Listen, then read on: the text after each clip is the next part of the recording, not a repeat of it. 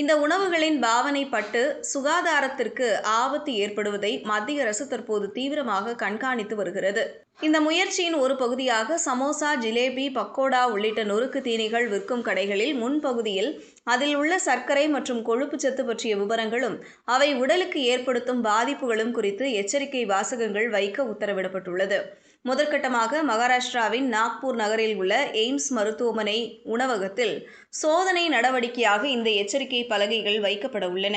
அதன் பிறகு மற்ற பகுதிகளிலும் இதையே நடைமுறைப்படுத்த திட்டமிடப்பட்டுள்ளது. இதன் நோக்கம் மக்கள் இந்த உணவுகளை முற்றிலும் தவிர்க்க வேண்டும் என்பதில் இல்லை, அவற்றின் பாவனை கட்டுப்படுத்தி நலமுடன் வாழ வேண்டும் என்பதே. மத்திய சுகாதாரத்துறை தரப்பில் கூறப்பட்டதாவது, இந்த எச்சரிக்கை வாசகம் வெறும் அறிவுறுத்தலுக்காக மட்டுமே. இந்த உணவுகளுக்கு தடை விதிப்பது எதுவும் இல்லை. ஆனால் அதிக அளவில் இதுபோன்ற உணவுகளை சாப்பிடுவதை ஊக்குவிக்கக்கூடாது என்பதற்காகவே எச்சரிக்கை நடைமுறை அமல்படுத்தப்படுகிறது.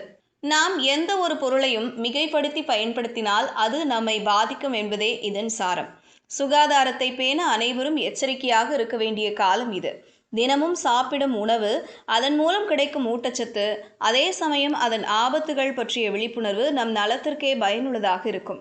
இதுபோன்ற செய்திகளை தெரிந்து கொள்ள செய்தி புனலுடன் இணைந்திடுங்கள்.